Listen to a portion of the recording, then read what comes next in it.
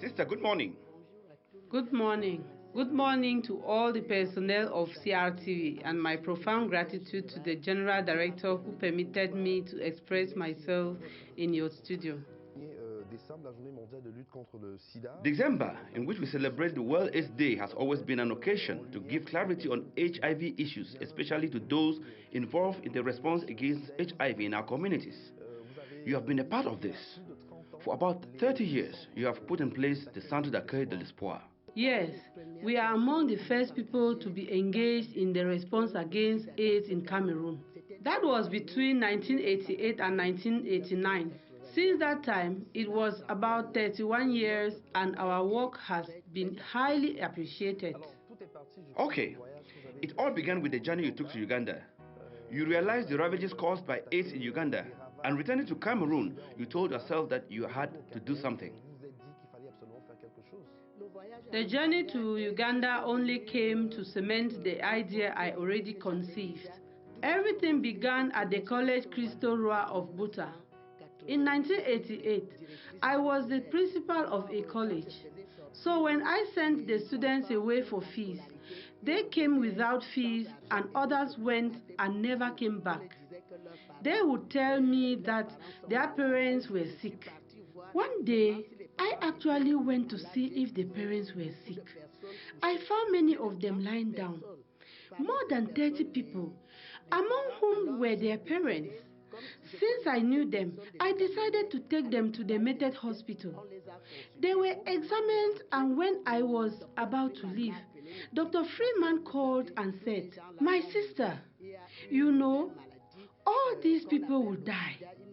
There is a new sickness called AIDS. It has no treatment. So what was there to do to those children who would eventually become orphans? I decided to open up a community farm in order to compensate for those who would not be able to pay their fees." So, on my journey to Uganda, I realized a major challenge. I told myself that I am taking care of those in college, and what shall become of other children? That is what gave me the push to begin this association. I called friends who were religious, professors, and doctors so that we could elaborate on the project. Okay, tell us, my sister. At the beginning, you were met with a lot of ignorance and misunderstanding from many persons. The sickness was still new. AIDS was associated to witchcraft, and the beginning was complicated for you. Have things actually changed? Yes, things have actually changed already.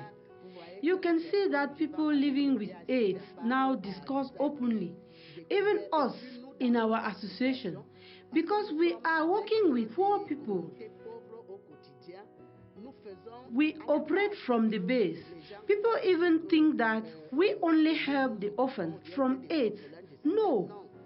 Our daily activities are to educate and sensitize the vulnerable population. Our daily activity is with the poor community for the prevention of STDs, AIDS, and opportunistic infection associated with AIDS, for the prevention of HIV transmission from mother to child, and also to propagate the methods of family planning.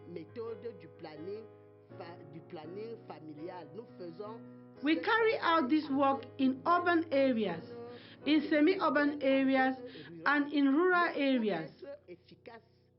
But to be efficient with this work in the field, every year we organize our big campaigns to paste educative messages related on the prevention of STD, HIV/AIDS, and 3 big campaigns for voluntary and free testing on HIV.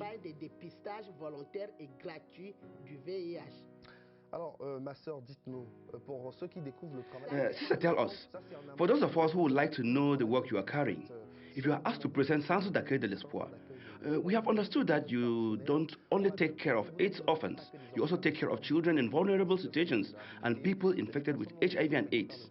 Today, the burden is much. Does the space really suffice to welcome and accommodate everyone? Give us a presentation of Centre d'accueil de l'Espoir. Out of what I have told you that we do as a routine, every year we equally take care of orphans from AIDS as well as vulnerable children. Every year, we take care of 50 children at the center, and the center is situated at Efulan behind the divisional office, and 60 other children in our regional center. Our children are in primary schools, secondary schools, university and higher institutions, as well as in training centers. So we work on two fronts. On one hand is education and sensitization, and the other hand is taking care of orphans. And for the education and sensitization, I want to emphasize that we are supported by the mobile free and voluntary testing team for HIV, by the regional technical team for the national HIV response, and a group of benevolent doctors at our service. So, it's a lot of work. It's really a lot. So this morning you wanted to plead for assistance? Yes, really.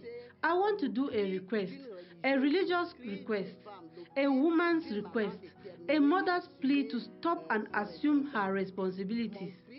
My request is an appeal to our Cameroonian compatriots to come and help us, to come to the aid of the association that has been working relentlessly for mankind and has received appreciation from all. Why do I say that we are appreciated by everyone? Today, our work is recognized in Cameroon, all over, right to the United Nations, because we have a special consultative status before the Economic and Social Council of the United Nations. It shows that we are appreciated at a very high level. Our work is recognized at a very high level. But today, our partners can't afford it. That is the reason I have come to launch this request. What actually do you need to enable you to take care of orphans from AIDS and those affected by AIDS? We need help in many forms. Material assistance. For example, I take the case of Santa Lucia that helps children with meals 3 times a week. The 50 children who are at the center for 3 years, and sadly, they have reduced it to 1 time per week. I equally think about the Grand Moulin group in Douala, which has been giving us 5 bags of flour every year for 25 years. That's not small, it's much. I cannot forget about the timely assistance that Madame Chantabia gives us during the Day of Charity for Associations. We are also in need of financial assistance. Financial assistance because when the enterprises and big companies give us their money, they lose nothing. Since we represent a public utility, this money they give us is immediately reduced from their taxes at the end of the year because it is a disposition of the generous policy of taxation when they give money to recognized associations that represent a public utility. I am sure many enterprises do not know about this. So when they give us money, they lose nothing. I would therefore say that Cameroonians, our compatriots, should give us their widow's mite because their widow's mite will assist us immensely. Do stay with us on this podium, Reverend Sister Brigitte Mewoulou. We are going to end the first part with our Reverend Sister Brigitte Mewoulou, founder of Centre d'accueil de l'Espoir, an association for the support of orphans of AIDS, vulnerable children and persons affected by AIDS. So my sister, we shall recapitulate, we shall relaunch this request. What actually are you saying? You need help. If we want to assist you, what do we do actually? If you want to help us, you can contact us at our center situated behind the DIO's office, Yaoundé 3, Efulan. There are always people there. Also, I can give my telephone number for those who would want to get to me. My number is 677 671 441. I take it again. 677 671 441. We also have a fixed telephone number that is also good. It is 222 311 079. I take it again. 222 311 079. Thank you so much for coming into our studio, and courage to you. Ladies and gentlemen, I hope you have taken note of the telephone number 677-671-441. Do something to help all these orphans from AIDS and these people affected by AIDS.